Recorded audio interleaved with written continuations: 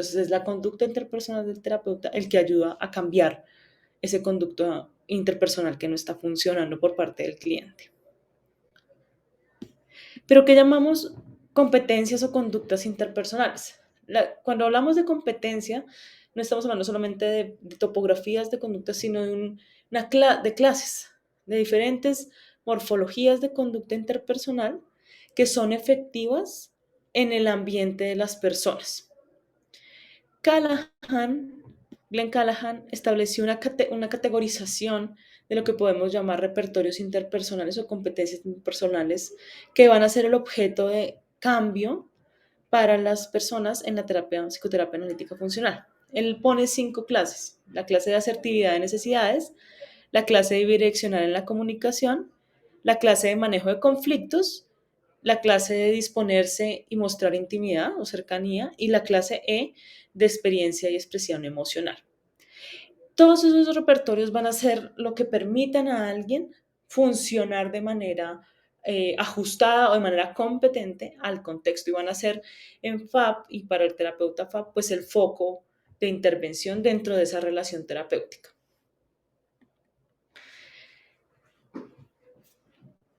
Glenn Callahan pone como esas categorías y dice, mire, pero es que estas categorías no son como cualquier otra categoría donde yo uno un montón de conductas que se parecen y las llamo asertividad o las llamo repertorios emocionales. Él va a decir que para ajustarse a lo que llamamos pues una perspectiva funcional contextual, pues tenemos que ver esas categorías en términos funcionales.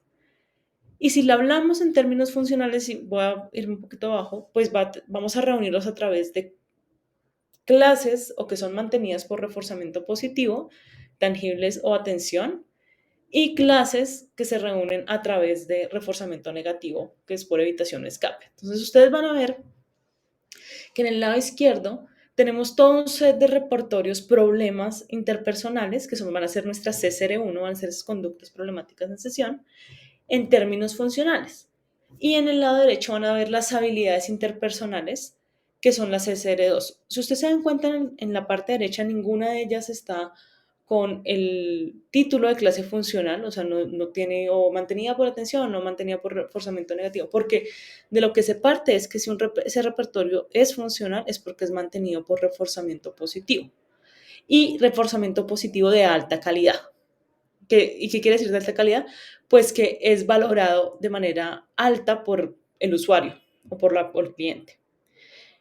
Mientras que en el lado izquierdo sí están como con el apellido, entonces van a ver que las categorías tienen o evitación o expresión excesiva de conductas, porque eso lo que va a determinar es la clase ya funcional. Entonces, para cada una de esas clases de repertorios interpersonales tenemos como el problema y tenemos la forma de la conducta mucho más competente. También van a encontrar que dice que los problemas pueden ser en la discriminación. Entonces, las personas saben cómo comportarse, tienen la habilidad, pero lo que tienen es problemas para diferenciar en qué contextos funciona y en qué contextos pues no funciona definitivamente.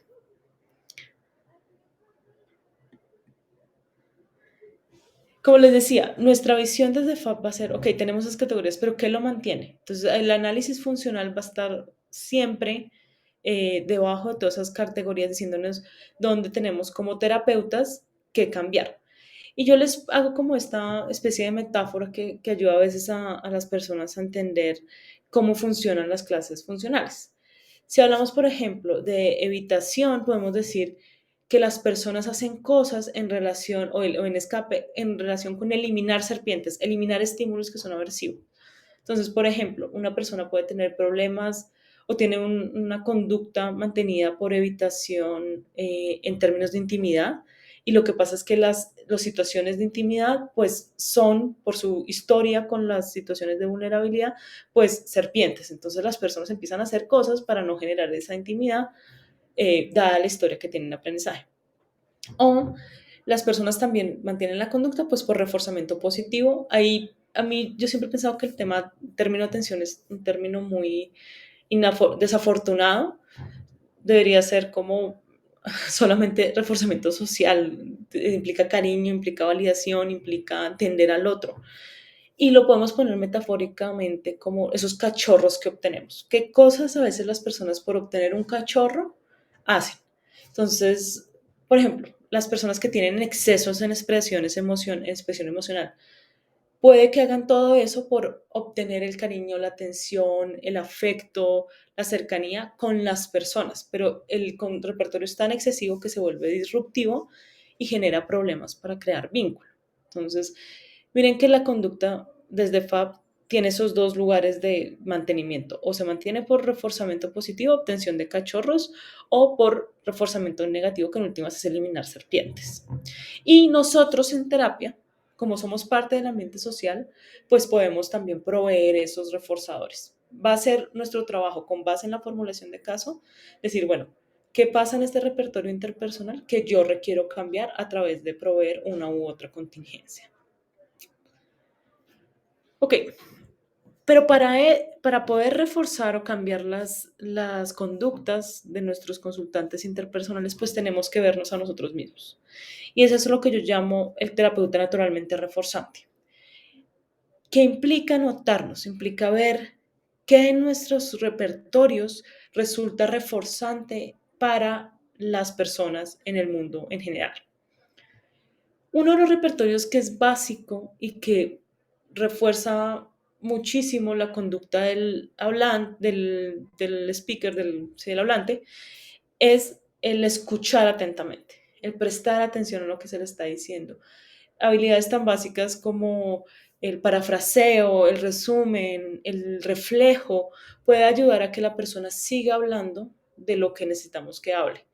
Si estamos hablando, por ejemplo, con una persona que tiene dificultades para expresar sus emociones y yo atentamente le reflejo lo que me está diciendo, entonces te sientes molesto, puedo notar que esto es difícil. Eso va a hacer seguramente que la persona siga hablando sobre su expresión emocional usando una habilidad tan básica como esta. Otro tipo de reforzadores positivos que podemos emitir los terapeutas en este contexto interpersonal es el apoyo, el entendimiento, la conexión, la validación, especialmente para los repertorios interpersonales que tienen como nombre o que tienen como apellido expresión emocional e intimidad y acercamientos, o sea, y conductas cercanas. Pero también tenemos que pensar que hay otros repertorios interpersonales como se los había puesto aquí. Y es que la competencia interpersonal no solamente implica expresar nuestras emociones y acercarnos de manera vulnerable con otra persona, sino también, por ejemplo, hablar sobre nuestras necesidades o pedir y recibir feedback en la comunicación recíproca o manejar conflictos. Y es ahí también donde otro tipo de reforzadores naturales positivos pueden emerger ante la conducta, eh, por ejemplo, asertiva de nuestro cliente. Si la asertividad tiene que ver con expresar necesidades y nuestro cliente lo está haciendo, nos está diciendo que quiere, por ejemplo, no sé, es posible que cambiemos la hora de la sesión. Mi respuesta no puede ser, sí, entiendo que es muy difícil para ti no llegar tarde porque eso no está atendiendo a su necesidad. La respuesta que necesitaría es un sí o un no al pedido.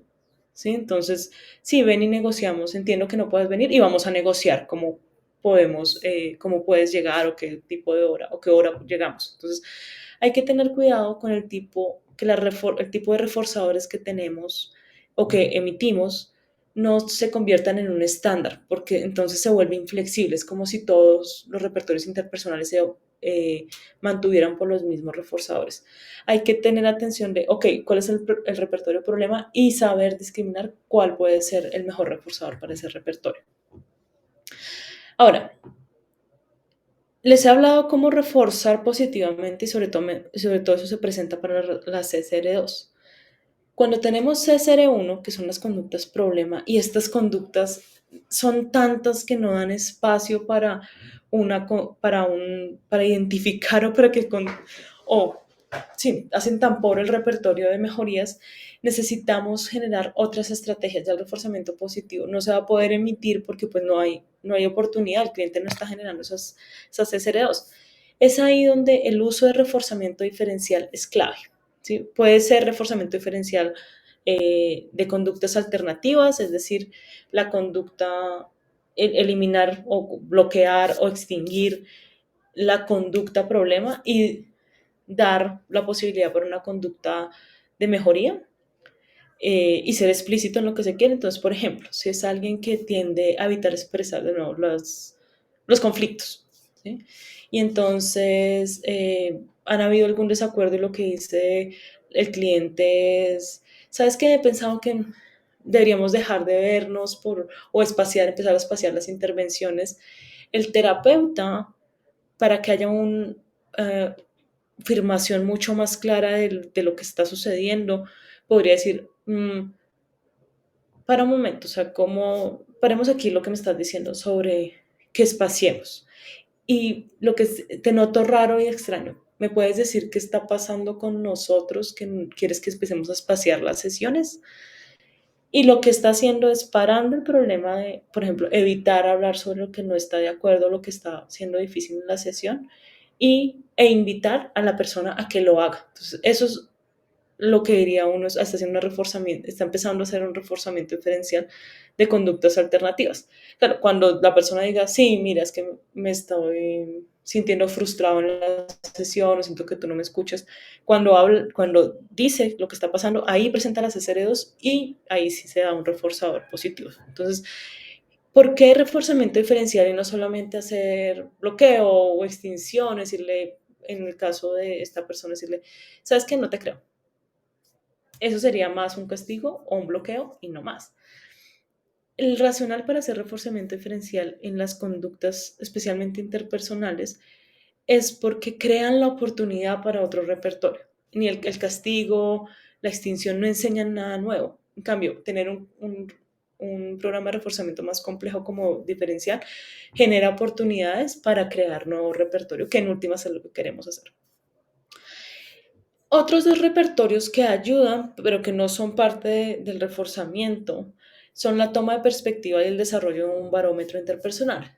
La toma de perspectiva implica que yo como terapeuta pueda ponerme en los zapatos de mi cliente. Si yo estuviera en ese lugar de mi cliente, si me costara mucho hablar sobre lo que me incomoda en una sesión, ¿qué necesitaría yo para poder hablar de eso?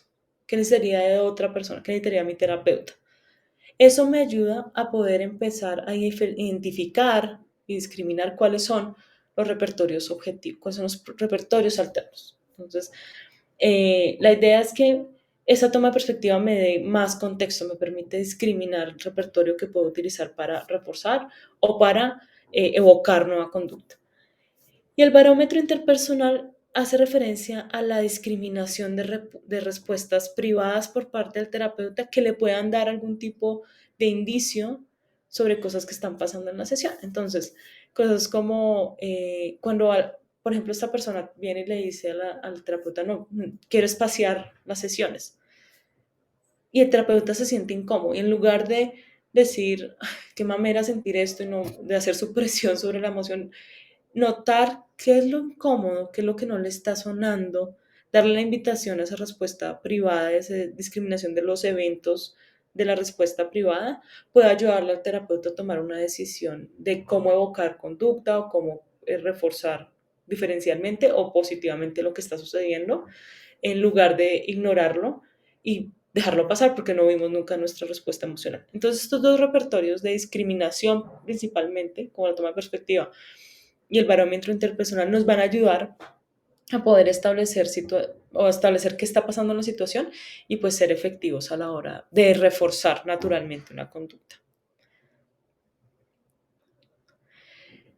Yo creo que una pregunta que nos debemos hacer, todos los terapeutas, para encontrar esos reforzadores naturales en nuestro propio repertorio, es qué cosas hacemos que les guste a las personas importantes de nuestra vida al interactuar con nosotros. O sea, qué cosas hacemos que las personas digan, oh, qué bacano, me encanta estar contigo porque tú haces esto, para mí siempre es importante hablar porque tú haces Y o X, o cuando tenemos conflictos tú te comportas de esta manera, eso me sirve, o cuando quiero algo, tú generalmente es esto y me siento oído, siento que respondes a mis necesidades. Todos esos repertorios que caben dentro de esos 5 clases vale la pena preguntarse porque seguramente eso, la forma en que nos comportamos en esas situaciones va a ayudar a reforzar el repertorio más adelante. Y es una forma útil de encontrar nuestros reforzadores interpersonales naturales. Ok, dado que pues FAP se sitúa dentro del marco conductual, especialmente el marco conductual que hace referencia a aprender a través de las contingencias. El moldeamiento es el proceso de aprendizaje esencial en la terapia. Entonces, por eso les decía, es parte de lo que necesitamos hacer los terapeutas FAP para poder saber cómo reforzar de manera efectiva, es identificar nuestras formas de conducta que son útiles a nivel interpersonal porque las vamos a utilizar para moldear el repertorio en sesión. Y una pregunta que necesitamos hacer es, ¿por qué intervenir sobre los repertorios interpersonales? La investigación ha ido mostrando que a la base de muchos otros problemas, esos problemas que han sido las categorías nosológicas por mucho tiempo, como la depresión, los problemas de personalidad, la soledad, la ansiedad social, debajo de todos esos problemas hay muchas cosas que refieren a dificultades interpersonales o dificultades para discriminar y hablar de la emoción o dificultades para identificar qué necesitamos y queremos o dificultades para poder resolver conflictos. Entonces tenemos muchas rupturas emocionales o dificultades para poder dar y recibir retroalimentación, entonces la gente no sabe cómo interactuar con nosotros. O dificultades para buscar e identificar fuentes sociales que realmente lleven a que nos sintamos parte de y entonces nos sentimos solos. Entonces, a la base de muchos de esos problemas están lo que llamamos repertorios interpersonales y por eso es que es importante saber más sobre cómo tratarlos e intervenirlos. Uno de los repertorios que están en esa base de los repertorios interpersonales es la expresión y la experiencia emocional. Quizás es como esas columnas sobre las cuales se paran los otros. Si yo no sé qué siento, si yo no sé cómo comunicar lo que siento, si yo no sé describir, ponerle un nombre a lo que siento, me va a ser muy difícil poder crear intimidad y cercanía con otros. O me va a ser muy difícil poder decir que quiero, necesito. O me va a ser muy difícil decir a los otros, mire, yo pienso esto, o tú deberías cambiar esto, o recibir del otro lo que tiene por decirnos ante nuestro desempeño porque no sabemos cómo reaccionar o manejar un conflicto porque ni siquiera somos capaces de distinguir si lo que nos está diciendo el otro nos afecta o no. Entonces, por eso van a notar que en FAB, por donde empiezan muchos terapeutas, es por la experiencia emocional, es saber si esa persona es capaz de notar sus emociones, es decir, discriminarlas, de describir sus emociones verbalmente, es decir, en el lenguaje de conducta verbal, tactarlas o comunicar las emociones a otros, o para tactar lo que estoy sintiendo o para mandar, para recibir reforzadores a través de mi expresión emocional. Entonces les voy a mostrar sobre esa clase funcional